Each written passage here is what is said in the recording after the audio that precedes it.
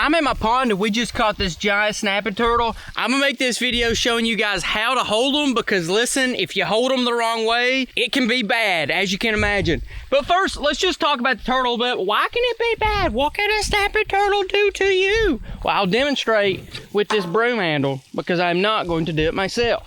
So the most dangerous part about the snapping turtle is the snapping part. And that is because they have a beak. It's their mouth right there. And they have a lot of neck and head muscles. So watch this.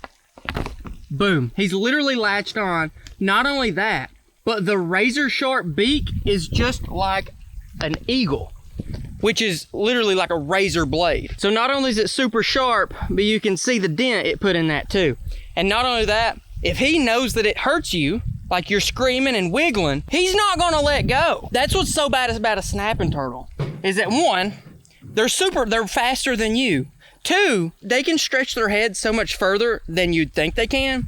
And three, their mouth is super powerful, razor sharp, and they're not gonna let go. And you can't just take a knife and pry it open because it just gets harder and it's kind of unbelievable strength. My mammy, 147-year-old, she got bit by a snapping turtle. You can ask her if you ever see her. But now let's get in here to the snapping turtle. How do you actually get this thing? Because if you do it right, it should be pretty safe. First thing, you want to come from their backside because their head's over there, you don't want nothing to do with it. So if they're sitting here like this is a perfect example.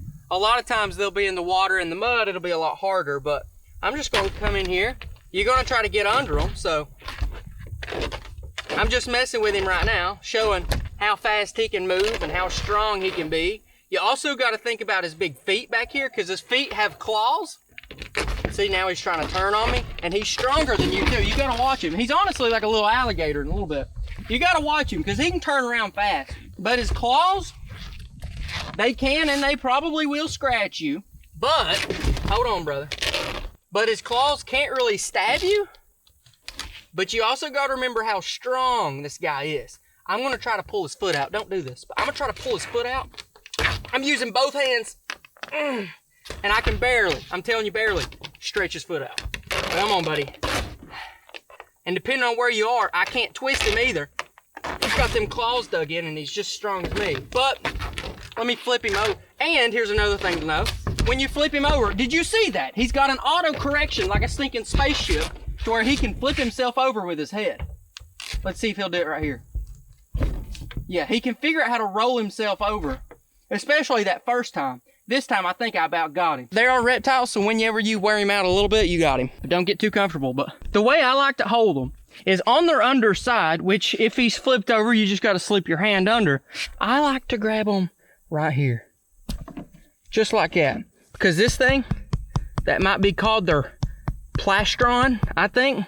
This is honestly like a hard handle, and you can slip your fingers right in there. Oh, he's peeing on me. My bad.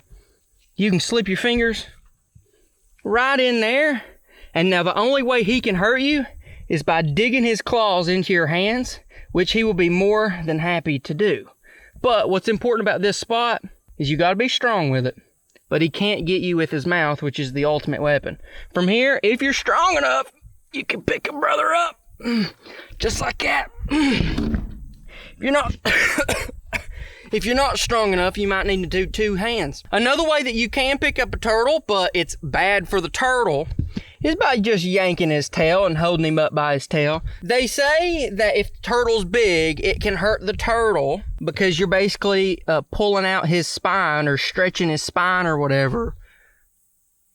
If you need to pick up the turtle by the tail, pick up the turtle by its tail. Depending on what you're doing with the turtle, if you're just playing with the turtle or helping it cross the road, yeah, I guess be a little more gentle. But if you're trapping the turtle to get rid of him or to eat him, if his vertebrates stretch a little bit, he's gonna be dead anyways, okay? But if you need to, pick him up by his tail, but let me just go full action right here and I'll show you how I pick up a turtle. Full action, boys, right here. Especially big ones, I come in here, I'll flip him over. That way I gotta come in here. I come in, ha, ha, ha, ha, reach it, ha, ha, ha. Boom. That way, boom. I got him by his underside, and if I need to, I can reach in here, hold him by the back of his shell. Boom, baby, I got that big old snapping turtle. You better not bite that camera, Buzz. Oh, he's peeing all over the place.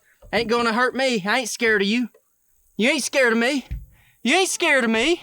But yeah, you do gotta watch out for them, because it will mess you up. His stinking teeth will mess you up. He don't have teeth. It's his whatever else they are. But I'm telling you, he'll mess you up. How to hold a snapping turtle. But there you go, guys. That's how you can hold a snapping turtle. But if you grab them right under here, that's where you want to grab them. Anywhere on that top half, or anywhere on the top half of the back. Keep your hands clear. They will snap you, and they will not let go. And it will be a bad day and a good story. But it's not even that good of a story whenever you only got 4 fingers. For me, I'm actually gonna put this brother in the dog box, because where do you put a giant snapping turtle that may weigh 30 pounds? He may weigh more than that, I don't even know. But now he's in there, and I'll tell you what, until you get done with him, go ahead and leave that string in him. That's gonna give you a little bit more control for in case you need to get in there and pull him out. Because if I had to get in there and pull this guy out, I tell you, I wouldn't be sticking my hands in there. I'd be pulling out this string. But if y'all are ever handling snapping turtles, be careful, because right up there with a bobcat and a raccoon, that's one of the animals I don't really want to get bit by. So be smart and be very careful. If you got to use gloves, that's fine. Or if you need to just pop him on the spot, that's fine too.